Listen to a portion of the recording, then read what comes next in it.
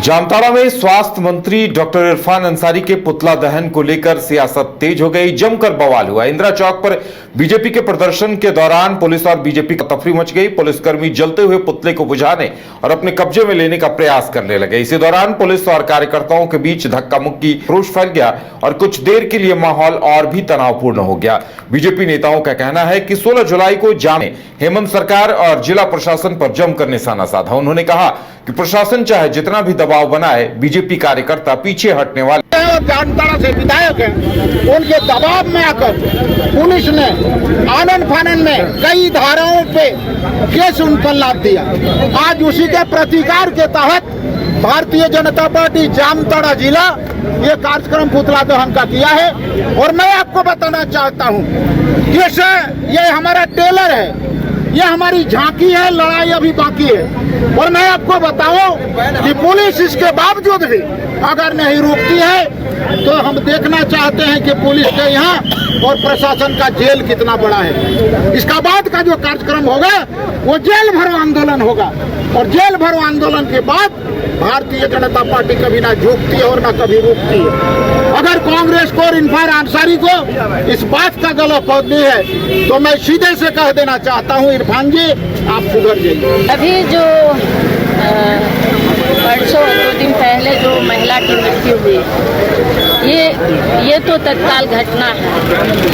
जच्चा बच्चा दोनों स्वस्थ होके अपने घर से चल करके पेशेंट जो है आई, ऑटो पे बैठ करके हॉस्पिटल गई।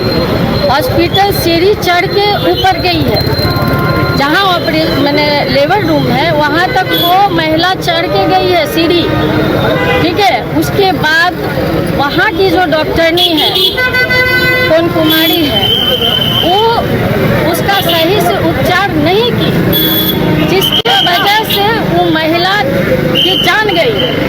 और जब जान गई उसके बाद उसको बोला गया, पहले तो मांगा गया 9,000 रुपया, जो कि रेखा और पुष्पा जो सहिया है उसके द्वारा मांगा गया 9,000 रुपया। ये 9,000 रुपया कहाँ जाता है? और जामताड़ा से विधायक हैं, उनके दबाव में आकर पुलिस ने आनन फानन में। स्वास्थ्य मंत्री डॉक्टर इरफान अंसारी भी शनिवार को जामताड़ा सदर अस्पताल पहुंचे। मंत्री का अस्पताल पहुंचते ही स्वास्थ्य विभाग और जिला प्रशासन में हलचल तेज हो गई। उन्होंने अस्पताल का निरीक्षण किया और डॉक्टरों तथा स्वास्थ्य कर्मियों से जच्चा बच्चा मौत मामले के पूरे मामले की जानकारी ली। मंत्री ने अस्पताल में हुई तोड़फोड़ और हंगामे की भी जानकारी ली। इसके बाद जब वो मीडिया के सामने आए तो उनके बयान ने पूरे मामले को और ज्यादा गरमा दिया। स्वास्थ्य मंत्री इरफान अंसारी ने सीधे तौर पर बीजेपी पर गंभीर आरोप लगाए। उन्होंने कहा कि अस्पताल में हुई तोड़फोड़ और हंगामा राजनीतिक साजिश का हिस्सा है। मंत्री ने आरोप लगाया कि भाजपा के लोग जानबूझकर स्वास्थ्य व्यवस्था को बदनाम कर रहे हैं और उनकी छवि को नुकसान पहुंचाने की कोशिश की जा रही है। मंत्री ने दावा किया कि जिस महिला की मौत हुई वो पहले से धनबाद के एक अस्पताल में इलाज करा रही थी। जामताड़ा सदर अस्पताल में इलाज के बाद स्थिति गंभीर होने पर उसे धनबाद रेफर किया गया था, लेकिन परिजन उसे एक निजी अस्पताल ले गए जहां इलाज के दौरान उसकी मौत हो गई। मंत्री इरफान अंसारी ने आरोप लगाया कि इसके बाद राजनीतिक दबाव और पैसे के बल पर शव को दोबारा जामताड़ा सदर अस्पताल लाया गया और अस्पताल में हंगामा कराया गया। हालांकि ये सभी आरोप स्वास्थ्य मंत्री की तरफ से लगाए गए हैं और इनकी पुष्टि जांच के बाद ही हो पाएगी। स्वास्थ्य मंत्री ने यह भी आरोप लगाया कि सदर अस्पताल में हुआ हंगामा और तोड़फोड़ के लिए बीजेपी जिम्मेदार है। बीजेपी के जिलाध्यक्ष के नेतृत्व में यह सब कुछ किया गया और उनके पास इसके फुटेज भी मौजूद है। अस्पताल में हुई तोड़फोड़ को उन्होंने लगभग 1 करोड़ रुपए का नुकसान बताया है और इस दावे के बाद यह मामला और गंभीर हो गया है। डॉक्टर इरफान अंसारी ने साफ कहा कि अस्पताल में तोड़फोड़ करने वालों को बख्शा नहीं जाएगा। अब ऐसे में देखने वाली बात यह होगी कि इससे पूरे मामले ने जिस तरह से तूल पकड़ा है उसके बाद आगे इस पर क्या कुछ होता है।